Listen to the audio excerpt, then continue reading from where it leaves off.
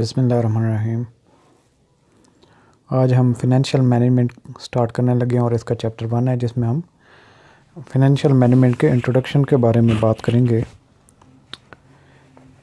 In fact finance है क्या? Finance है, पैसा है, मनी है, और इसी को जो मैनेज करने का तरीका होता है उसी को ही मैनेजमेंट कहते हैं। और फिनेंशियल मैनेजमेंट एक ऐसा सब्जेक्ट है जिसमें जो रुपए पैसे को मैनेज किया जाता है।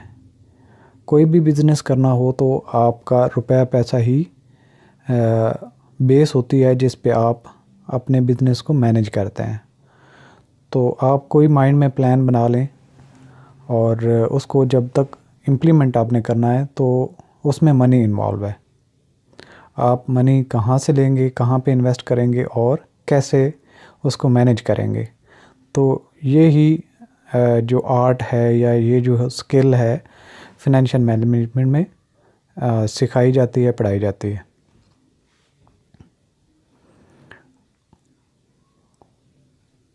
आज हम इसकी थोड़ी सी हिस्ट्री के बारे में भी बात करेंगे कि फिनेंशियल मैनेजमेंट का ऑब्जेक्टिव क्या है और इसके बारे में अब तक कैसे इसने एवोल्यूशन की स्टेजेस कवर किए हैं। Till 1900, financial managers are supposed to raise funds, manage firms, cash positions, and petty cash expenses. 1900 तक यही समझा जाता था कि फिनेंशियल मैनेजर्स जो हैं वो सिर्फ पैसा इकट्ठा करते हैं और फर्म्स की जो कैश पोजीशन उसको मेंटेन करते हैं और पैटी कैश एक्सपेंसेस जो हैं उनको मैनेज कर रहे होते हैं। After 1950s, due to concept present value, they are supposed to take responsibilities for decisions on capital investment projects.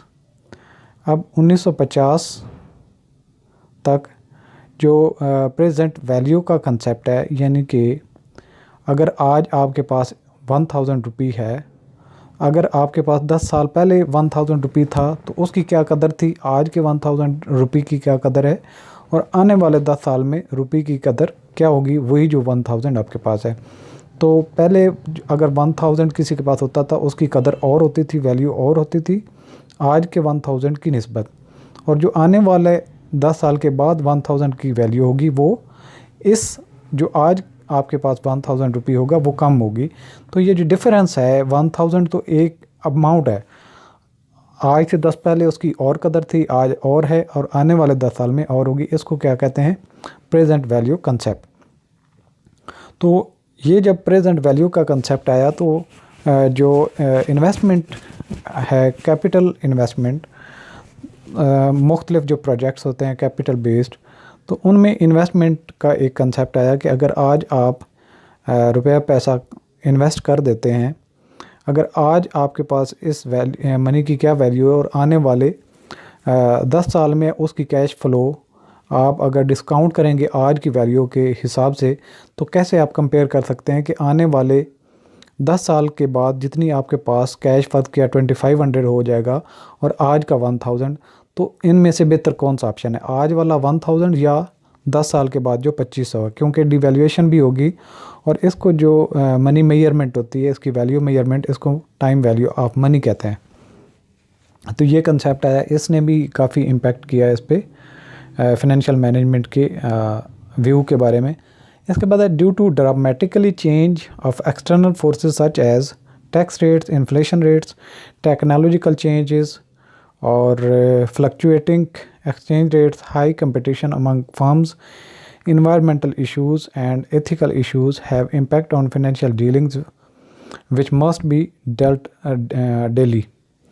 तो आज के दौर में जो है फिनेंशियल मैनेजमेंट, उसको मैनेज करना इतना आसान काम नहीं है, क्योंकि आपने टैक्स रेट्स को भी कंसिडर करना होता है और आए दिन इन्फ्लेशन रेट भी जो मनी है उसकी वैल्यू को डिस्टर्ब कर रहा होता है, और इन्फ्लेशन की वजह से रेट्स इंक्रीज़ हो रहे होते हैं।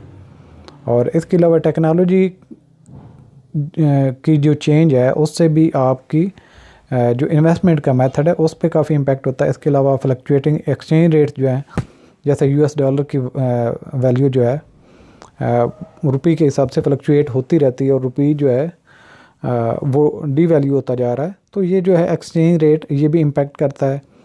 और अगर आप कहीं से किसी ऐसे कंट्री से लोन रेज़ करें, आज उसके अगर यूरो में है, डॉलर में है या युआन में है, तो उसका क्या एक्सचेंज रेट है, आने वाले वक्त में क्या एक्सचेंज रेट होगा और उसका इम्पेक्ट क्या होगा लोकल रुपये पे, लोकल करेंसी पे। तो इन चीज़ों को भी मैनेज करना होता है फाइनेंशियल मैनेजर ने। इसके अलावा हाई कंपटीशन भी है फर्म्स के दरमियान में। इसके अलावा इन्वायरमेंटल इश्यूज़ भी हैं, मतलब कि जो कार्बन डाइऑक्साइड की एक्सेसिव जो है क्वांटिटी इन्वायरमेंट में, उसकी वजह से जो इंटरनेशनल लेवल पे जो है कई सारे स्टैंडर्ड्स को मेंटेन करना पड़ता है और आप बेहंगम अपनी जो है प्रोडक्शन इंक्रीज़ नहीं कर सकते तब वक्त ये कि आप उनके लिए स्टेप्स लें। और इन चीज़ों का भी इम्पैक्ट होता है on financial dealings which must be dealt daily, और जिनको आए दिन ये सारी जो हमने चीज़ें पढ़ी इनको भी कंसीडर करना होता है एक फिनेंशियल मैनेजर ने। नेक्स्ट पॉइंट है thus today's financial manager must have flexibility to adopt to the changing external environment if his or her firm is to survive। तो जो फिनेंशियल मैनेजर है जिस फर्म का है, उसको अपनी फर्म के को सर्वाइव कराने के लिए ये ज़रूरी है कि वो जो चेंज होते हुए हालात हैं उनके हिसाब से वो फोरकास्ट कर सकता हो, फोरव्यू कर सकता हो और उनके हिसाब से उनको उन सारी चेंजेस वगैरह को एडजस्ट करके डील करके एक अच्छी प्लानिंग करने के काबिल हो, तभी उसकी बिज़नेस, उसकी जो है डिपार्टमेंट सर्वाइव कर सकेगी। इसके बाद है next, if you become a financial manager your ability to adopt change, raise funds, invest in assets and manage wisely will affect the success of your firm and ultimately the overall economy as well। अगर आप किसी business के financial manager तैनात कर दिए जाएँ, बन जाएँ, तो जो आपकी काबिलियत है टू अडॉप्ट, टू चेंज, कि अपने आप को बदलना,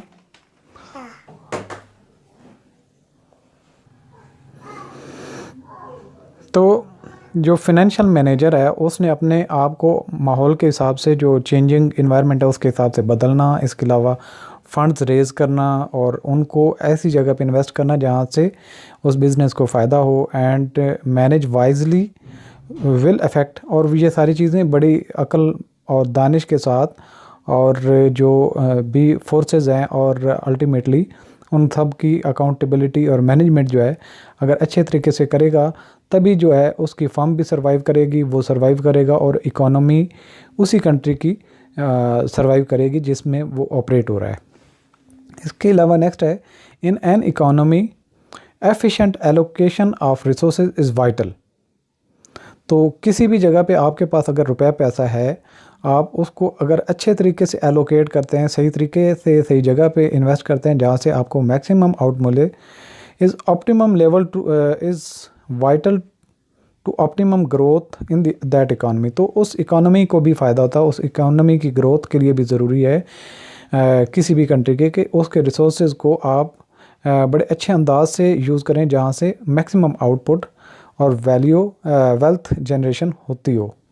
it is also vital to ensuring that individuals obtain satisfaction of their highest levels of personal wants। और इससे ये भी है कि जो सेटिस्फेक्शन है, जो रिसोर्सेज आप यूज़ करते हैं, जो आपके पास रिसोर्सेज हैं, उनसे आप मैक्सिमम सेटिस्फेक्शन जो है उनको सेटिस्फाई करेंगे, तो आपकी जो फर्म है, ये जो आपका पोर्टफोलियो या जो आपकी इकोनॉमी है वो ग्रो करेगी। लास्ट पॉइंट है, दस थ्रू एफिशिएंट एक्वायरिंग, यानी कि आप एक अच्छे तरीके से एक्वायर करना, हासिल करना, और इसके अलावा फाइनेंस करना एंड मैनेजिंग एसेट्स, और जो आप एसेट्स परचेज़ करते हैं उनको भी अच्छे तरीके से आपने मैनेज करना है। The financial manager contributes to the firm and to the vitality and growth of the economy as a whole. तो उसका जो रोल होता है वो इकोनॉमी पे पॉजिटिव बढ़ता है। अब फर्स्ट कि आप एक बिज़नेस करना चाहते हैं, तो सबसे पहले इम्पॉर्टेंट है, अब अगर लेट्स सपोज आप एक बिज़नेस स्टार्ट करना चाहते हैं ये, और इसमें आपको 1 मिलियन रुपीज़ चाहिए। अब कहाँ से आएगा? ये आप 1 मिलियन को फाइनेंस करेंगे, ठीक है, और फाइनेंस करने के बाद आपके पास 1 मिलियन आ गया, तो अब इसका क्या करेंगे? आप इसमें कुछ रिसोर्सेज इस 1 मिलियन से लेके आएंगे और उनको इन्वेस्ट करेंगे, और ये होता है एसेट्स जो आपके लेके आते हैं, तो ये आपके एसेट्स होते हैं। इनफैक्ट जो है एसेट्स को मैनेज करना और पैसों को इन्वेस्ट करना और कहाँ से, कौन से सोर्स से आपने इनको फाइनेंस करना है, यही फिनेंशियल मैनेजर की बेसिक जो है अंडरस्टैंडिंग भी होनी चाहिए और उसकी ग्रिप भी होनी चाहिए।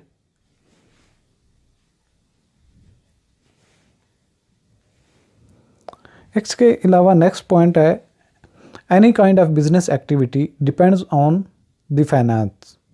कोई भी बिज़नेस है तो सबसे पहले उसको रुपए पैसे की ज़रूरत होती है उसको ऑपरेट करने के लिए, उसको चलाने के लिए। Hence it is called as life blood of the business organisation. तो जो फाइनेंस है या जो फिनेंशियल मैनेजमेंट है, ये किसी भी ऑर्गेनाइजेशन की एक बड़ी अहमियत की, जैसे एक इंसान की बॉडी में खून होता है, इसी तरीके से जो है फाइनेंस होती है एक ऑर्गेनाइजेशन की सर्वाइवल के लिए। सेकंड लास्ट पॉइंट है, whether the business concern are big और स्मॉल। कोई बिजनेस छोटा है या बड़ा, दे नीड फाइनेंस। हर एक को पैसे की ज़रूरत है to fulfil their business activities, ताकि वो बिज़नेस की एक्टिविटीज़ को लेके चल सकें, बिज़नेस ऑपरेट कर सकें। लास्ट पॉइंट है, in the modern world all the activities are concern with economic activities. जितनी भी आज के दौर की बिज़नेस हैं, हर एक में इकोनॉमिक एक्टिविटीज़ हैं, and very particular to earning profit through any venture और एक्टिविटीज़। और हर एक बिज़नेस का मकसद क्या है? प्रॉफिट अर्न करना। वो भले खुद अकेले एक्टिविटी करे या किसी के साथ मिल के कोई बिज़नेस को रन करे या कोई एक्टिविटीज़ शेयर कर लें। इसके बाद आता है जी सब्जेक्ट के बारे में अगर बात करें, ये तो थी फिनेंशियल मैनेजमेंट के हिसाब से हम बात जो कर रहे थे कि ओवरऑल फिनेंशियल मैनेजर का क्या रोल होता है, और financial management as a subject हम अगर इसको पढ़ें तो इसके बारे में डेफिनेशन है, financial management is concern with. Financial management में हम जितना भी कर रहे होंगे, हम 3 चीज़ें पढ़ रहे होंगे। सबसे पहले कि आपको अगर पैसों की ज़रूरत है तो आप उसको एक्वायर कैसे करते हैं, कहाँ से लेते हैं? बैंक से लेते हैं, किसी दोस्त से लेते हैं, रिश्तेदार से लेते हैं, किसी इंटरनेशनल फंडिंग एजेंसी से लेते हैं। तो जो फंड आप इकट्ठे करते हैं, पैसे लेते हैं, उसको क्या कहते हैं? एक्वायरिंग। और इसी को ही हमने जो हासिल करते हैं इसको फाइनेंस भी कहते हैं। और इसको आप कहीं ना कहीं इन्वेस्ट करते हैं, और उसके बाद जो आप एसेट्स लेते हैं इन्वेस्ट करने के बाद, उनको आपने मैनेज करना होता है, and some overall goal in mind. और ये सब कुछ करने का मकसद क्या होता है कि आपके माइंड में कोई ना कोई एक गोल होता है, कोई मंजिल होती है। तो ये जो आपने जो आपके माइंड में कोई मंजिल हो, कोई टारगेट हो या कोई जो आपका मिशन हो, तो उसको हासिल करने के लिए आप क्या करते हैं? आपको पैसे चाहिए होते हैं। कहाँ से लेते हैं? ऐसी जगह से लेते हैं जहाँ पे आपको उसकी कास्ट कम से कम पड़े। अब रुपए पैसे जो आप लेते हैं उसकी भी कुछ कास्ट होती है, फर्दर हम जब मूव ऑन करेंगे तो हम इस चीज़ पे भी बात करेंगे। तो जो आप फाइनेंसिंग रेज़ कर रहे हैं वो अच्छे सोर्स से लें, फिर उसको अच्छी जगह पे इन्वेस्ट करें। जहाँ पे इन्वेस्ट करते हैं तो आप जो एसेट्स लेके आते हैं उनको अच्छे तरीके से मैनेज करें, और आप उसको प्रॉफिटेबली यूज़ करें और अपनी वैल्यू को मैक्सिमाइज़ करें। 10 नेक्स्ट पॉइंट है यहाँ से, thus the decision function of financial management can be broken down into 3 major areas. तो यहाँ तक जो बात है वो कहता है कि जो फिनेंशियल मैनेजमेंट है इसके जितने फंक्शन हैं उनको 3 एरियाज में हम कर सकते हैं, डिवाइड कर सकते हैं। एक होता है इन्वेस्टमेंट, एक होता है फाइनेंसिंग, और एक होता है एसेट मैनेजमेंट डिसीजन। ये 3 आपने, कहाँ से आप पैसा लेते हैं उसको फाइनेंस कहते हैं, जहाँ पे आप लगाते हैं उसको इन्वेस्टमेंट कहते हैं, और जो एसेट आप लेके आते हैं, जो चीज़ ख़रीदते हैं, जहाँ पे इन्वेस्ट करते हैं, उसको आप कैसे मैनेज कर रहे हैं, ये फिनेंशियल मैनेजमेंट में हम तीनों एरियाज़ को कंसंट्रेट करते हैं। अच्छा, सबसे पहले फिर आता है इन्वेस्टमेंट डिसीजन। जब आपके पास रुपए पैसे हैं, वैल्यू अपने पास मनी है, उसको आप कहाँ पे इन्वेस्ट करेंगे ये आप पे डिपेंड करेगा और आपकी विजन पे डिपेंड करेगा। ये आपने फैसला करना होता है कि जहाँ पे आप इन्वेस्ट करने लगें आपको कुछ प्रॉफिट बचना भी चाहिए। ये नहीं कि जहाँ से आप फंड रेज़ करते हैं उसकी कॉस्ट भी आप पूरी ना कर पाएँ। तो सबसे पहला पॉइंट जो है, this decision relates to careful selection of assets. आप ऐसी जगह पे एसेट कोई मंतखब करें जहाँ पे जो आपके बिज़नेस में लगाएं और उससे फर्दर अच्छी प्रोडक्शन हो जिससे आपको फ़ायदा भी हो। In which funds will be invested by the firms. तो जो फर्म जिस एसेट में इन्वेस्ट कर रही है, जो एसेट लेके आ रही है जिससे फर्दर प्रोडक्शन करेगी, तो वो वाइजली डिसीजन होना चाहिए, एक एफिशिएंट होना चाहिए और एक अच्छा होना चाहिए जिसके फ्यूचर में कोई डिमांड भी हो। नेक्स्ट पॉइंट है, a firm has many options to invest their funds but. अब हर एक जो फर्म है जिसके पास, आप एक इंडिविजुअल हैं, आप एक पार्टनरशिप फर्म में काम कर रहे हैं, एक बड़ी कंपनी है, तो जिसके पास रुपया पैसा है वो कहीं ना कहीं पैसों को इन्वेस्ट करेगा और उस इन्वेस्टमेंट का फर्दर उसके पास ऑप्शन होता है। भले वो बैंक में जाके जमा करवा दे और उस पर 10% इंटरेस्ट लेना शुरू कर दे, या वो स्टॉक्स यानी कि शेयर्स परचेज़ कर ले स्टॉक एक्सचेंज में जाके, या फिर वो ज़मीन ख़रीद के उसकी प्रॉपर्टी का बिज़नेस शुरू कर दे। तो मतलब उसके पास, जिसके पास रिसोर्सेज हैं, वो फर्दर उसके पास ऑप्शन होते हैं कि वो कहाँ पे उसको यूज़ करता है। यहाँ से आगे, but firms has to select the most appropriate investment which will bring maximum benefit for the firm and deciding और selecting most appropriate proposal is investing decision. तो अब फ़र्ज़ किया, एक आपके पास 1 मिलियन रुपीज़ हैं, 1 मिलियन है, आपके पास 1 ऑप्शन है, 2 है, 3 है, 4 है, 5 है, 5 ऑप्शन है आप जिनको जहाँ पे पैसा लगा सकते हैं। अब आपने देखना है कि 1 मिलियन यहाँ पे अगर लगाते हैं ऑप्शन 1 पे, तो आपके पास कितना प्रॉफिट आ रहा है। 2 पे लगाते हैं, 3 पे लगाते हैं, 4 पे लगाते हैं, 5 पे, तो जहाँ पे आपको मैक्सिमम प्रॉफिट होगा वहाँ पे आपको इन्वेस्ट करना चाहिए। तो ये जो होता है कि कहाँ पे आप इन्वेस्ट करें तो कितना फ़ायदा होगा, ये भी फाइनेंशियल मैनेजर का काम होता है, इस्टीमेट करना, सारी कैलकुलेशन करना, और फिर जहाँ से मैक्सिमम उसको प्रॉफिट मिल रहा होता है, फ़ायदा हो रहा होता है, बेनिफिट मिल रहा होता है, तो वहीं पे वो इन्वेस्ट करेगा। नेक्स्ट पॉइंट ये वाला है कि the firm invest it's funds in acquiring fixed assets. जो फंड्स होते हैं उससे बिज़नेस क्या करती है, फर्म क्या करती है, वो एसेट्स परचेज़ करती है as well as current assets, और कुछ करंट एसेट्स जिनमें सप्लाईज वगैरह होती हैं वो चीज़ें ख़रीदती है। When decision regarding fixed assets is taken, जब कोई चीज़ यानी कि लॉन्ग टर्म एसेट्स जो होते हैं, फिक्स एसेट्स जो होते हैं, वो जब डिसीजन किया जाता है, is taken, it is also called capital budgeting decision. और जो लॉन्ग टर्म आपका एसेट आप खरीद रहे होते हैं, एक तो होता है करंट एसेट, एक होता है लॉन्ग टर्म एसेट जिसकी लाइफ ज़्यादा होती है, 1 साल से ज़्यादा, तो उसको कैपिटल बजटिंग डिसीजन भी कहते हैं। जो आप लॉन्ग टर्म या फिक्स एसेट खरीद रहे होते हैं तो उसको कैपिटल बजटिंग भी कहते हैं। नेक्स्ट पॉइंट है, whenever a company is investing huge funds in an investment proposal, it expect some regular amount of cash flow to meet day to day requirement. और जब कोई फर्म जो है एक लॉन्ग टर्म एसेट ख़रीद रही होती है, उसको ये भी सोचना होता है कि डे टू डे उसको ऑपरेट करने के लिए उसको जो है रेगुलर जो फंडिंग भी रिक्वायर्ड होती है, कुछ जो डेली बेसिस पे उसने एक्सपेंसेस करने होते हैं। इसके अलावा वो ये भी कैलकुलेट करते हैं कि जब एक दफ़ा पैसा लगा लेना है तो फर्दर जो है उनसे कैश, एक दफ़ा तो आउटफ्लो हुआ, फिर इनफ्लो कैसे होगा, आने की तरतीब क्या होगी, कितने अरसे तक आएगा, और उसको अगर डिस्काउंट किया जाए प्रेजेंट वैल्यू पे, प्रेजेंट वैल्यू ऑफ मनी जो है वो एस्टिमेट की जाए, तो जो जिस इन्वेस्टमेंट जिस प्रोजेक्ट में कर रहे हैं उसकी वर्थ जो है वो प्रॉफिट में जाएगा या लॉस में जाएगा। तो ये भी सारी चीज़ कंसिडर करनी होती है। अच्छा जी, the amount of cash flow an investment proposal will be able to generate must be assessed properly before investing in the proposal। तो जब आप किसी प्रपोजल पे इन्वेस्ट करने लगे हैं तो उससे पहले आपको ये देखना है कि आपको उससे कितने रेवेन्यू जनरेट होंगे, कितना कैश फ्लो मिलेगा।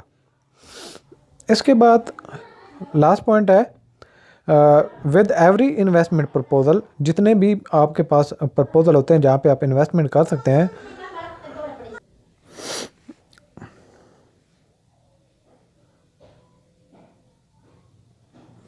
तो with every investment proposal there is some degree of risk is also involve. तो जहाँ पे भी आप इन्वेस्ट करेंगे उसमें रिस्क भी होगा। The company must try to calculate the risk involve in every proposal and should prefer the investment proposal with moderate degree of risk only. तो मुख्तलिफ प्रोजेक्ट पे मुख्तलिफ रिस्क होता है। जितना ज़्यादा रिस्क होगा उतना ज़्यादा रिटर्न होगा, जितना कम रिस्क होगा उतना ही कम रिटर्न मिलेगा। तो जब आप डिसीजन टेकिंग कर रहे हैं तो एक फर्म का अगर ये पॉलिसी है कि वो रिस्की प्रोजेक्ट में लगाती है तो रिटर्न के भी चांस होते हैं और डूबने के भी चांस उतने ही होते हैं। तो जब आप ये प्रपोज़ल कर रहे होते हैं तो आपको अपनी फर्म की फाइनेंशियल स्ट्रेंथ को देखना होता है कि अगर आपको लॉस होता है तो ये तो नहीं कि आपके सारे के सारे काम रुक जाएंगे और आप लॉस में जाएंगे और अल्टीमेटली आपके बिज़नेस बंद हो जाएंगे।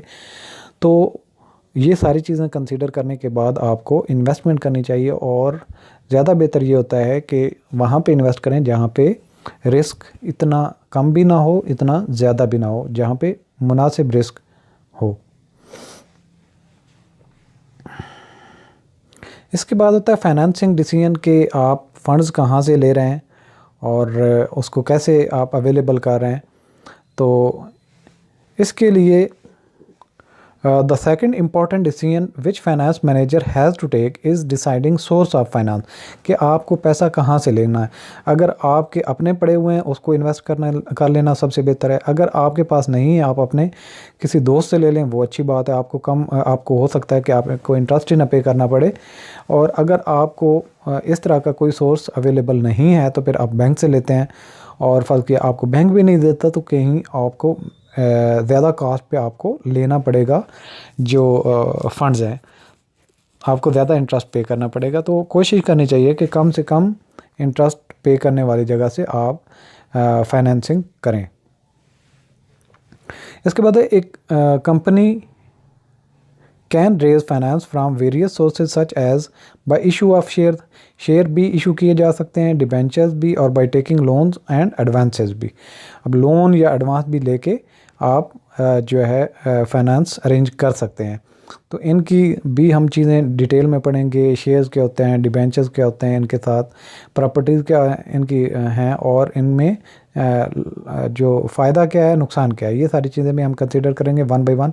लेकिन अभी यहाँ तक आपके पास मुख्तलिफ ऑप्शंस होते हैं जहाँ से आप फाइनेंसिंग कर सकते हैं। नेक्स्ट है deciding how much to raise from which source is concern of financing decision, कि कितना पैसा कहाँ से, शेयर कितने इशू करने चाहिए, लोन कितना लेना चाहिए। ये भी एक मिक्स होता है जिसको weighted average cost of capital भी हम पढ़ेंगे कि आप अगर वेटेड वैक निकालें तो कम से कम आपको कॉस्ट पड़े। ये मिक्स होता है कि आप डेट कितना रेज करते हैं, लोन कितना लेते हैं, शेयर कितने इशू करते हैं। तो ये आपके पास जो मुख्तलिफ ऑप्शन होते हैं जब आप उनकी प्रोपोर्शनेट करते हैं तो आपने इतनी प्रोपोर्शन करनी होती है कि जो आपके फंड्स रिक्वायर्ड हैं वो भी पूरे हो जाएं और आपको उन पे कम से कम कॉस्ट पे करना पड़े। Mainly sources of finance can be divided into two categories. एक तो होती हैं ऑनर्स फंड जिसके अपने फंड्स होते हैं, इसके अलावा बारोड फंड्स होते हैं।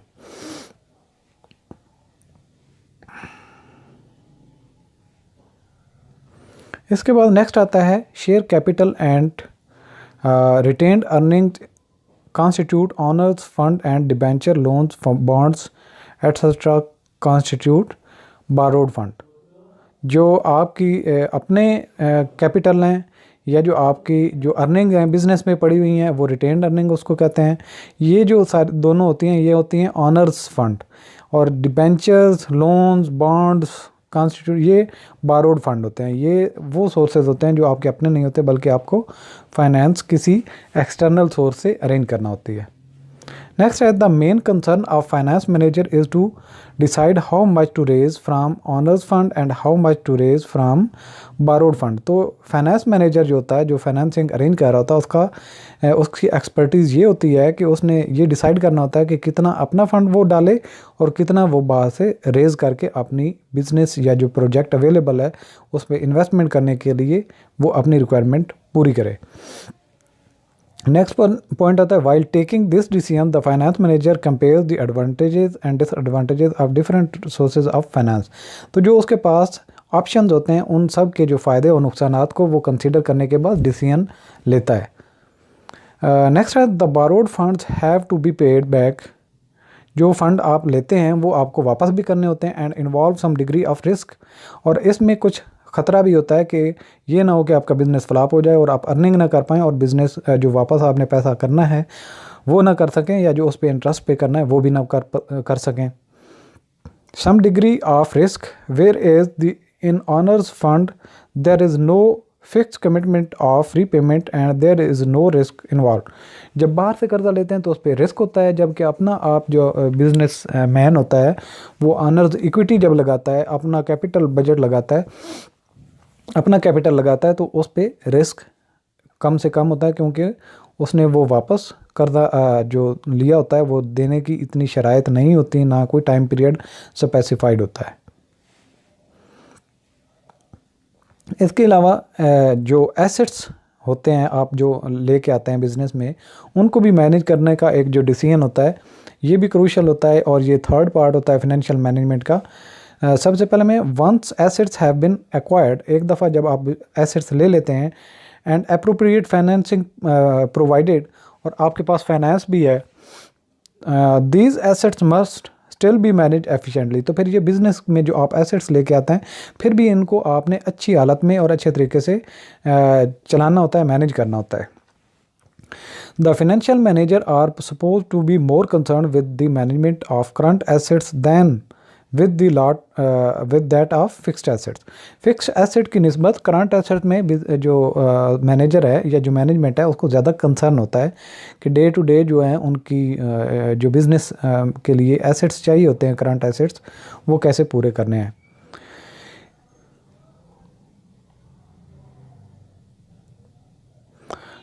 A large share of the responsibility for the management of fixed assets would reside with the operating managers who employ these assets। तो ये जो मैनेजमेंट होती है, एसेट मैनेजमेंट, ये जो ऑपरेटिंग मैनेजर होता है उसकी ज़्यादा जिम्मेदारी होती है कि जो वो ऑपरेशन उसने लुक आफ्टर करने हैं कि उस बिज़नेस के कैसे ऑपरेट करेगा और कितनी आउटपुट चाहिए, कितनी हो रही है, कितनी नहीं हो रही, तो कौन सा एसेट रिप्लेस करना है, कौन सा उससे बेहतर लेके आना है। तो ये जो ऑपरेटिंग मैनेजर होता है उसने ये डिसीजन लेने होते हैं और की रोल होता है उसका इस फंक्शन में। अच्छा, इसके अलावा the goal of the firm, business का ऑब्जेक्टिव क्या होता है, जिसके लिए बिज़नेस हम बनाते हैं उसका गोल क्या होता है। To know the goal of the firm with respect to financial manager, कि फाइनेंशियल मैनेजर जो है उसके पर्सपेक्टिव में इस बिज़नेस का जो है, जो फर्म का ऑब्जेक्टिव क्या है। Efficient financial management requires the existence of some objective और गोल। जो एफिशिएंट मैनेजमेंट होती है वो ज़रूर अपने गोल सेट करती है और उनका ज़रूर कोई ना कोई गोल होता है। The goal of the firm is to maximise the wealth of the firm's present owners. जो फर्म है, जो उसके मालिकान है, फर्म का जो होता है मेन ऑब्जेक्टिव होता है कि जो उसके मालिकान हैं उनके जो वेल्थ है उसको मैक्सिमाइज़ करे, जितना उन्होंने पैसा लगाया है उस पे ज़्यादा से ज़्यादा उनको रिटर्न मिले। नेक्स्ट है shares of common stock give evidence of ownership in A corporation. कैसे शेयर्स होते हैं, जितने मालिकान होंगे उनकी किसका कितना, कौन बड़ा मालिक है, वो डिपेंड करता है कि किसके पास कितने कॉमन शेयर्स हैं। जिसके पास जितने ज़्यादा कॉमन स्टॉक होगा वो उतना ही ज़्यादा उसका राइट होगा उस बिज़नेस पे। Share holders wealth is represented by market price पर शेयर। तो शेयर होल्डर की जो वेल्थ होती है वो इस हिसाब से आप अंदाज़ा लगा सकते हैं कि उस बिज़नेस का जिसके मालिकान भी हैं उसके मार्केट में प्राइस क्या है। जिसके पास जितने होंगे उनको मार्केट प्राइस से आप मल्टीप्लाई करके उस शेयर होल्डर की वेल्थ की वैल्यू होगी।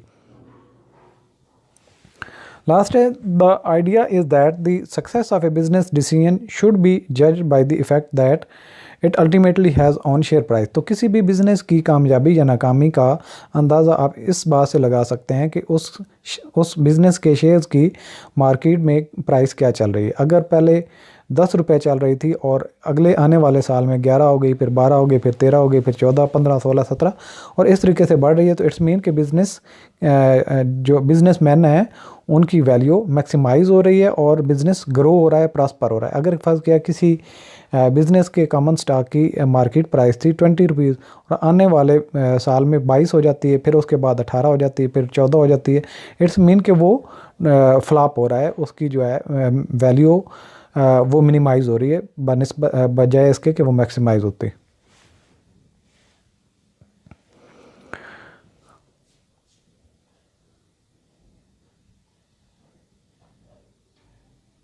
इसके बाद आता है जी वैल्यू क्रिएशन और profit maximisation. Main aim of any kind of economic activity is earning profit. कोई भी जो माशी एक्टिविटी होती है उसका मकसद क्या होता है कि प्रॉफिट अर्न किया जाए। Profit is the measuring technique to understand the business efficiency of the concern. जो प्रॉफिट होता है उसी से ही किसी बिजनेस की जो है परफॉर्मेंस उसका पता चलता है कि वो ग्रो कर रही है या फ्लॉप हो रही है। प्रॉफिट मैक्सिमाइजेशन मैक्सिमाइजिंग ए फर्म्स अर्निंग आफ्टर टैक्सेस, यानी कि जितने भी आपने टैक्सेस वगैरह देने हैं उसके बाद जो आपकी अर्निंग है वो जो प्रॉफिट है आपका। Profit maximisation is also called as cashing per share maximisation. तो इसका मतलब ये भी होता है कि पर शेयर जो है आपकी वैल्यू मैक्सिमाइज हो। तो जो आफ्टर अर्निंग जो होती हैं आफ्टर टैक्स वो अगर बढ़ रही हैं तो इट्स मीन कि बिजनेस प्रॉस्पर हो रहा है। इसके बाद है unfavourable arguments for profit maximisation. Profit maximisation leads to exploiting workers and consumer. अब सिर्फ आप जो है प्रॉफिट पे नज़र रखें, बाकी और किसी चीज़ का ख्याल ना रखें, तो फिर इससे बिगाड़ पैदा होता है। क्योंकि जो है कंपनी के मालिकान हैं, मैनेजर हैं, वो वर्कर्स से ज़्यादा काम लेंगे और वो उनकी हेल्थ पे बैड इफ़ेक्ट होंगे और बीमार होंगे। तो ये भी नहीं है कि सिर्फ वैल्यू प्रॉफिट मैक्सिमाइज़ करना है और वर्कर्स का ख्याल नहीं रखना, या फिर आपने इतनी प्राइस चार्ज कर दें कि वो कंज्यूमर परचेज़ भी बड़ी मुश्किल से कर सके और उनको सर्वाइवल उनकी मुश्किल हो जाए। तो ये भी इसके जो है प्रॉफिट मैक्सिमाइजेशन के अगेंस्ट बात जाती है कि ये कोई गोल नहीं है, अच्छा गोल नहीं है, कोई रेशनल गोल होना चाहिए। इसके बाद आता है profit maximisation creates immoral practices such as corrupt practices. अगर सिर्फ प्रॉफिट को ही मैक्सिमाइज करना है तो फिर इससे क्या है, करप्शन वगैरह की और इमोरल प्रैक्टिसेस इन्वॉल्व हो जाते हैं कि लो क्वालिटी चीज़ आप बनाएं और प्रॉफिट ज़्यादा बनाएं। तो ये भी उसमें जो है एक ड्रॉबैक्स आ जाते हैं। अनफेयर ट्रेड प्रैक्टिसेस, जो ब्लैक ट्रेड के जो मीन्स हैं वो ऑपरेट होना शुरू हो जाते हैं। और लास्ट पॉइंट है profit maximisation objective lead to inequalities among the stake holders such as customers, suppliers, public, share holders. तो फिर इससे क्या होता है कि अगर सिर्फ प्रॉफिट मैक्सिमाइज ही करना आपका मकसद हो तो इससे जो है इनइक्वलिटी शुरू हो जाती है कस्टमर में, और जो सप्लायर्स हैं और पब्लिक के जो पब्लिकली शेयर होल्डर्स हैं उसके। तो इस सिर्फ ये जो सोल ऑब्जेक्टिव यही रखना कि प्रॉफिट ही मैक्सिमाइज करें बाई हुक्स एंड क्रोक्स, तो ये ठीक नहीं है, बल्कि आप जायज़ तरीके से और सोसाइटी का भी ख्याल रखते हुए प्रॉफिट अर्न करना ज़्यादा बेहतर ऑब्जेक्टिव लगता है। इसके बाद है वेल्थ मैक्सिमाइजेशन कंटिन्यू है। Wealth maximisation is one of modern approaches which involves latest innovations and improvements in the field of the business concern। तो प्रॉफिट मैक्सिमाइज करना तो ऑब्जेक्टिव है ही, लेकिन जो इनोवेटिव जो मेथडोलॉजीज़ हैं मॉडर्न बिजनेस में, उससे क्या हो रहा है कि लो से लो कास्ट होती है, चीज़ें जो प्रोड्यूस करनी है वो उसमें ख़राबी भी कम से कम आती है, उनमें जो रिपेयर और मेंटेनेंस के खर्चे भी कम आते हैं। तो इससे जो है छोटे खर्चे कम हो जाते हैं और आपका प्रॉफिट मैक्सिमाइज होता है। The term wealth means share holder wealth. Wealth से मतलब क्या है, शेयर होल्डर, जिसका शेयर्स हैं उस बिज़नेस में, उसकी वेल्थ। और उसकी वेल्थ से हम क्या कंसिडर करते हैं कि जो स्टॉक मार्केट में उसके शेयर की प्राइस चल रही है, उसके पास जितने शेयर्स हैं उनसे मल्टीप्लाई करेंगे तो शेयर होल्डर की वेल्थ की वैल्यू आ जाएगी। Of the person those who are involve in the business concern.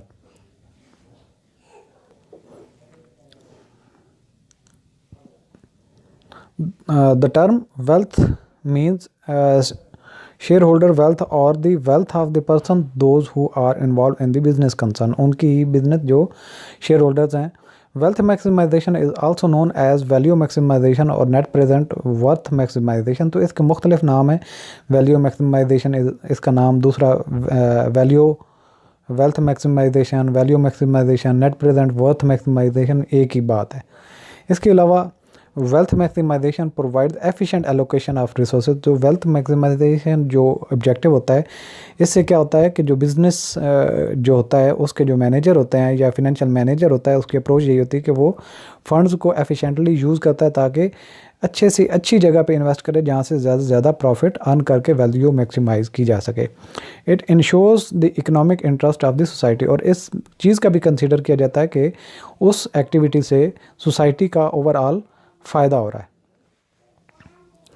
अच्छा, इसके बाद आता है एजेंसी प्रॉब्लम, कि जो बिज़नेसमैन होते हैं जिनका एक बिज़नेस होता है, उनको क्या कहते हैं? शेयर होल्डर्स, क्योंकि उन्होंने शेयर ख़रीदे होते हैं, पैसे डाले होते हैं बिज़नेस में शेयर के बदले में, तो वही उस बिज़नेस के मालिकान होते हैं। और इनफैक्ट ये नहीं होता कि मालिकान जो बिज़नेस के हैं वो खुद नहीं ऑपरेट कर रहे होते, बिज़नेस को चला नहीं रहे होते, बल्कि उन्होंने मैनेजमेंट रखी होती है, उन्होंने अपने डायरेक्टर्स वगैरह रखे होते हैं जो डिसीजन कर रहे होते हैं। तो जो मैनेजर होते हैं वो उनके बिहाफ पे, यानी कि वो शेयर होल्डर्स के एजेंट होते हैं और बिज़नेस को चला रहे होते हैं।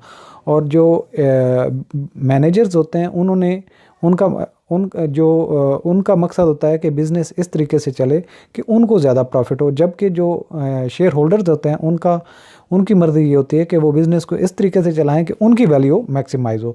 तो ये एजेंसी प्रॉब्लम होता है, क्योंकि शेयर होल्डर डायरेक्टली खुद नहीं चला रहे होते बिज़नेस को, बल्कि उनके जो अपने रेप होते हैं, जो डायरेक्टर्स होते हैं, वही मैनेजमेंट को चला रहे होते हैं।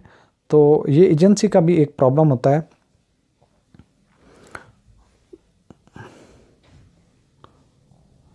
पॉइंट नंबर 1 है,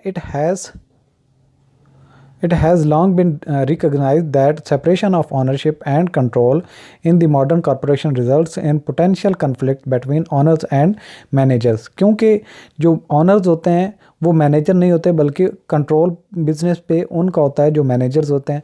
तो वो कहते हैं ऑनरशिप एंड कंट्रोल डिफरेंट होने चाहिए। तो इससे क्या है कि कन्फ्लिक्ट होता है, मैनेजर कुछ और चाहते होते हैं, लेकिन जो शेयर होल्डर्स होते हैं वो मैनेजर से कुछ और एक्सपेक्ट कर रहे होते हैं। तो ये क्या कंट्रडिक्शन आती है और उनकी कन्फ्लिक्ट आता है आपस में। ये इसी को एजेंसी प्रॉब्लम कहते हैं। इन particular the objectives of management may differ from those of the firms share holder. Share holder का दिल होता है कि वो प्रॉफिट को मैक्सिमाइज़ करें, जबकि जो मैनेजमेंट होती है उन्होंने मुख्तलिफ रूल्स को फॉलो करके सोसाइटी के फ़ायदा सोचना होता है, और वो बाउंड होते हैं वो गवर्नमेंट की जितनी पॉलिसीज़, रूल्स, रेगुलेशन को फॉलो करें। जबकि शेयर होल्डर की विश यही होती है कि बाई हुक्स एंड क्रोक्स उनके प्रॉफिट मैक्सिमाइज़ हों। नेक्स्ट पॉइंट है, we may think of the management as the agents of the owners. जो मैनेजमेंट में जो मैनेजर वगैरह होते हैं वो ऑनर्स के एजेंट्स होते हैं। Share holders hoping that the agents will act in the share holders best interest. जो ऑनर्स होते हैं वो उनकी ख्वाहिश ये होती है कि वो जो मैनेजर्स हैं वो उनकी ख्वाहिशात के मुताबिक चलें, उनके इंटरेस्ट को प्रोटेक्ट करके बिज़नेस को रन करें। फिर क्या कहते हैं, delegate decision making authority to them. और जो ऑनर्स होते हैं वो डिसीजन मेकिंग की जो अथॉरिटी है वो मैनेजर को देते हैं। अगला पॉइंट है, in a situation arises where the CEO's interest are different from the share holders interest, this is an agency problem. अब जो CEO होता है, जो मैनेजर्स को हेड कर रहा होता है, उसकी और ऑब्जेक्टिव होता है कि उसने बिज़नेस को लॉन्ग रन चलाना होता है और फ्यूचर को सोचना होता है। सम टाइम ऐसे डिसीजन लेने होते हैं जिसमें उसी करंट ईयर में आपको प्रॉफिट कम हो, जबकि शेयर होल्डर ये चाहते होते हैं कि उन हर आने वाले पीरियड में उनको प्रॉफिट ज़्यादा हों, भले बिज़नेस का लॉन्ग टर्म चले या ना चले। तो ये क्या है कि इन दोनों का आपस में कन्फ्लिक्ट आ जाता है, और इसी को ही एजेंसी प्रॉब्लम कहते हैं।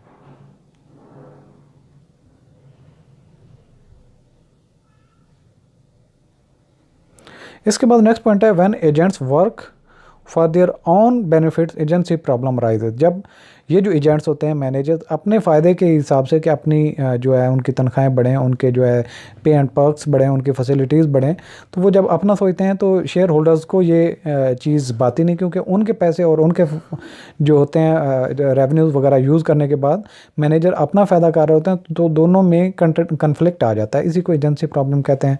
लास्ट पॉइंट है, the issue can be resolve by paying high compensation और by monitoring the management strictly. तो अच्छा जी, the issue can be resolve by paying high compensation. तो ये मामला जो है कैसे कंपनसेट किया जा सकता है कि मैनेजमेंट को जो है जो शेयर होल्डर्स हैं उनको अच्छे तरीके से कंपनसेट करें और उन पे कड़ी निगरानी करें, तो ये प्रॉब्लम पे भी ओवरकम किया जा सकता है। इसके बाद आता है कि जो एक बिज़नेस है उसका अगर फुल ऑब्जेक्टिव यही हो कि प्रॉफिट मैक्सिमाइज़ करना और बाकी कुछ भी नहीं है, तो इससे प्रॉब्लम होता है। बल्कि इसमें एक इंसर्शन ये भी होनी चाहिए कि सोशल रिस्पॉन्सिबिलिटी होनी चाहिए, यानी कि वो काम उस फर्म में होने चाहिए जिससे सोसाइटी की उसके स्टेक होल्डर्स का फ़ायदा हो, ना कि कोई सोसाइटी को नुकसान पहुँचता हो। तो फिर जो है वैल्यू मैक्सिमाइजेशन की जो शिक है वो भी पूरी हो और सोशल रिस्पॉन्सिबिलिटी का भी ख्याल रखा जाए, तो जो ऑब्जेक्टिव है फर्म का वो ज़्यादा जो है वो ऑप्टिमिस्टिक लगता है। पहला पॉइंट है maximising share holder wealth does not mean that management should ignore corporate social responsibility. कि अब जो है शेयर होल्डर के लिए प्रॉफिट मैक्सिमाइज करते हुए जो मैनेजर्स हैं वो CSR जो है उसको इग्नोर कर दें, ये जायज़ नहीं। Such as protecting the consumer, paying fair wages to employees. इससे क्या है कि जो कंज्यूमर हैं उनको प्रोटेक्ट करना चाहिए और जो वर्कर्स हैं उनको अच्छी सैलरी और वेजेस मिलनी चाहिए। Maintaining fair hiring practices and safe working condition, और अच्छी तनख्वाहें और उनके लिए सेफ़ एंड जो सिक्योर वर्किंग एनवायरनमेंट होना चाहिए, और सपोर्टिंग एजुकेशन का सिस्टम भी होना चाहिए, and becoming involve in such environmental issues as clean air and water. और उनको सैनिटेशन की जितनी फैसिलिटीज़ हैं वो भी प्रोवाइड होनी चाहिए ताकि उनकी हेल्थ पे बैड इफ़ेक्ट्स ना पड़ें। नेक्स्ट पॉइंट है inappropriate for management to consider, कि मैनेजमेंट को क्या कंसीडर करना चाहिए the interest of stake holders other than share holder. तो जो स्टेक होल्डर बाकी होते हैं, सप्लायर होते हैं, डेटर्स होते हैं, बैंकर होते हैं, गवर्नमेंट होती है, उनका भी मैनेजमेंट को सोचना होता है। These stake holders include creditors, employees, customers, suppliers, communities in such in which a company operates. और जहाँ पे ये ऑपरेट हो रही थी तो मैनेजमेंट ने इनका भी सोचना होता है। Over the last few decades sustainability has become growing focus of many corporate social responsibility efforts। तो जो CSR है उसका मेन ऑब्जेक्टिव क्या है कि वो बिज़नेस लॉन्ग टर्म प्रॉस्पर करे, चले और उससे जो है सोसाइटी को कोई नुकसान ना पहुँचे। सस्टेनेबिलिटी की क्या डेफिनेशन है? Means meeting the needs of the present without harming the environment और डिप्लीटिंग दी नेचुरल रिसोर्सेज। कि ये सस्टेन करे जो सोसाइटी है, जो इन्वायरमेंट है, और उनके ऑपरेशन की वजह से जो रिसोर्सेज, नेचुरल रिसोर्सेज हैं वो डिप्लीट ना हों, ऑक्सीजन वगैरह की जो है वो माहौल में मौजूदगी रहे, कार्बन डाइऑक्साइड ना बढ़े, उससे कोई जो उसके हमसाए में स्टेक होल्डर्स रहते हैं उनको नुकसान ना पहुंचता। स्टेक होल्डर्स वो भी होते हैं जो उसके इर्द गिर्द का इन्वायरमेंट यूज़ कर रहे हैं, वो भी स्टेक होल्डर्स होते हैं। अगर वो अच्छा करेगी तो वो अच्छे माहौल में रहेंगे, अगर कोई बिज़नेस या फर्म जो है बुरा करेगी तो उनकी हेल्थ पे बैड इफ़ेक्ट पड़ेगा। तो जिस पे भी किसी बिज़नेस का इफ़ेक्ट पड़ता है डायरेक्टली या इनडायरेक्टली, तो वो स्टेक होल्डर्स में ही आते हैं। And thereby supporting long term ecological balance. तो मौसम में जो इकोलॉजिकल बैलेंस है वो भी सस्टेन होना चाहिए, मेंटेन रहना चाहिए, बल्कि उसमें कोई चेंज या कोई प्रॉब्लम नहीं आना चाहिए।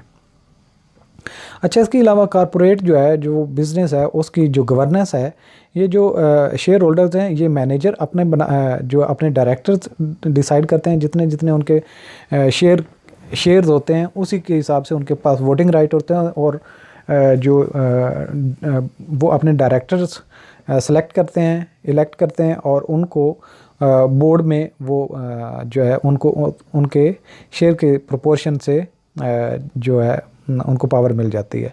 तो जो भी बिज़नेस के फ्यूचर के डिसीजंस होते हैं और मेन डिसीजंस होते हैं वो बोर्ड ऑफ डायरेक्टर्स कर रहे होते हैं। CEO को या प्रेसिडेंट जो बिज़नेस का होता है वो भी board of directors he decide कर रहे हैं। तो सब पे टॉप पे बोर्ड ऑफ डायरेक्टर ही होता है।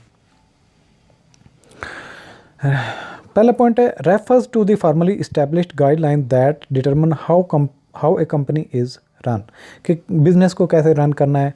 सेकंड में है governance refers specially to the set of rules control policies and resolution, के जो रूल्स कंट्रोल पॉलिसीज़ वगैरह जो हैं वो बनाई जाती हैं जिससे वो बिज़नेस को चलाना होता है, और वो बोर्ड ऑफ डायरेक्टर्स बनाते हैं।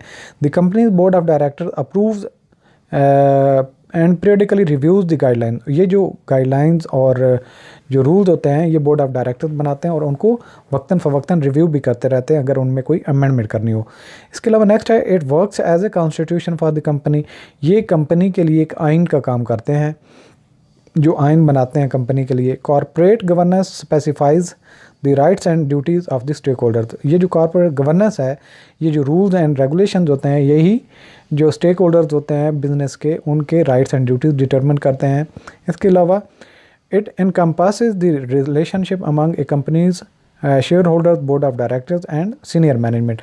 और ये जो कॉरपोरेट गवर्नेंस होती है, जो बिज़नेस को चलाने के लिए गवर्नेंस के रूल्स वगैरह होते हैं, जो बॉडी होती है, ये क्या करती है, ये लिंक अप करती है किसको, कंपनी के मालकान को, शेयर होल्डर जो जिनको हम कहते हैं, इसके अलावा बोर्ड ऑफ डायरेक्टर्स, और इसके अलावा सीनियर मैनेजमेंट जो होती है कंपनी की, उसके दरमियान में लिंक अप करते हैं। नेक्स्ट है it determines how much power and responsibility is divided among 3 groups. ये जो 3 मेन ग्रुप हैं, जो share holder, board of directors और सीनियर मैनेजमेंट, इनके दरमियान में पावर्स और जिम्मेदारियों को तकसीम किया जाता है ताकि एक बैलेंस रहे। लास्ट पॉइंट है corporate governance essentially involve balancing the interest of the company of a company many stake holder such as share holder, management, customer, supplier, finance, government and community. तो ये जितने भी स्टेक होल्डर्स होते हैं, जिनको हम share holders, management, customer, suppliers, financer और governing and community, government और कम्युनिटी, ये जितने भी हैं, इनके दरमियान में एक बैलेंस सेट जो है करने के लिए कॉर्पोरेट गवर्नेंस अपना रोल अदा करती है।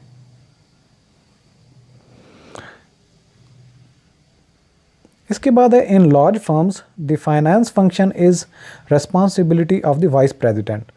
जो फाइनेंस का फंक्शन है वो वाइस प्रेसिडेंट ऑफ फाइनेंस का रोल होता है, और the chief financial officer CFO का फंक्शन होता है, who generally reports directly to the president, जिसने प्रेसिडेंट को जवाब देना होता है। और चीफ एग्जीक्यूटिव ऑफिसर, प्रेसिडेंट या चीफ एग्जीक्यूटिव ऑफिसर कोई एक हो सकता है।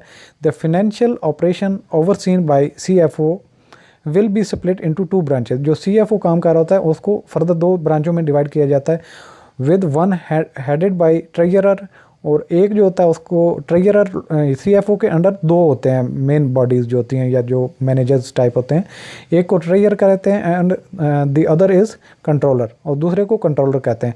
The controller responsibilities are primarily accounting in nature. जो कंट्रोलर होता है उसने अकाउंटिंग के रिलेवेंट जितने इश्यूज़ होते हैं वो लुक आफ्टर करने होते हैं, वेयर ट्रेजरर जो होता है, ट्रेजरर जो खजांची होता है, उसकी क्या जिम्मेदारी होती है, responsibilities fall into the decision areas most commonly associated with financial management. और जो ट्रेजरर होता है उसने फाइनेंशियल मैनेजमेंट के रेलेवेंट जितने होते हैं वो डिसीजन करने होते हैं।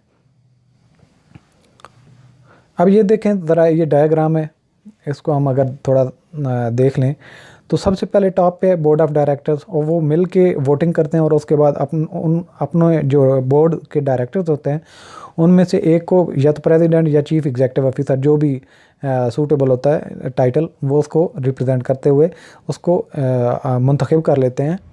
और इसके बाद होते हैं जो प्रेसिडेंट के नीचे executive vice president, executive vice president और एग्जीक्यूटिव वाइस प्रेसिडेंट। एक ऑपरेशन का होता है, एक फाइनेंस का होता है जिसको CFO भी कहते हैं और जिसको हमने कंसर्न पढ़ना होता है, और एक मार्केटिंग का होता है। मार्केटिंग एंड ऑपरेशन का हमारा कंसर्न नहीं है, हमने पढ़ना है इसको CFO को। CFO के नीचे 2 होते हैं, वाइस प्रेसिडेंट और ये वाइस प्रेसिडेंट। एक वाइस प्रेसिडेंट होता है, उसको कहते हैं ट्रेजरर, और दूसरा होता है कंट्रोलर। और जैसे हमने पहले पढ़ा, कंट्रोलर जो होता है अकाउंट्स के रेलेवेंट जितने इश्यूज़ हैं वो देख रहा होता है, जैसे cost accounting, cost management, data processing, general ledger, government reporting, internal control, preparing budgets और प्रिपेयरिंग फाइनेंशियल स्टेटमेंट्स और प्रिपेयरिंग फोरकास्ट, ये सारे कुछ। और जो ट्रेजरर होता है वो उसने क्या क्या काम करना होता है, उसने डिसीजन मेकिंग करनी होती है जो फाइनेंशियल मैनेजमेंट में हम पढ़ रहे हैं, जैसे capital budgeting, cash management, commercial banking, और credit management, dividend disbursement, financial analysis and planning, investor relations, insurance, risk management, mergers and acquisition, pension management. तो इस तरह के सारे इश्यूज जो हैं वो ट्रेजरर कर रहा है। इसके अलावा भी हम फाइनेंशियल मैनेजमेंट में काफ़ी सारी फर्दर चीज़ें पढ़ेंगे। आज ये हमारा इंट्रोडक्टरी लेक्चर था, इम्पॉर्टेंट था आपको जो है ये इसको ओवरऑल अंडरस्टैंड करने के लिए। फर्दर हम जब एक एक चैप्टर करके डिटेल में जाएंगे तो इन 3 सेगमेंट में यानी कि फाइनेंसिंग, इन्वेस्टिंग और जो है एसेट मैनेजमेंट में कोई भी एक हिस्सा हो सकता है, उसको 1 बाय 1 हम पहले थ्योरी कवर करेंगे, फिर उसके बाद न्यूमेरिकल की तरफ भी थोड़ा बहुत जाएंगे, लेकिन इतना डिटेल में नहीं, क्योंकि जो आपके इस पेपर में मैक्सिमम क्वेश्चन जो आएंगे वो थ्योरी से ही आएंगे। थ्योरी को हम पहले कवर करेंगे, न्यूमेरिकल बाद में अगर हमें टाइम मिला तो उसको भी कवर अप करने की कोशिश करेंगे। और यहाँ पे आज का लेसन ख़त्म करते हैं। Thanks for watching. अल्लाह हाफिज़।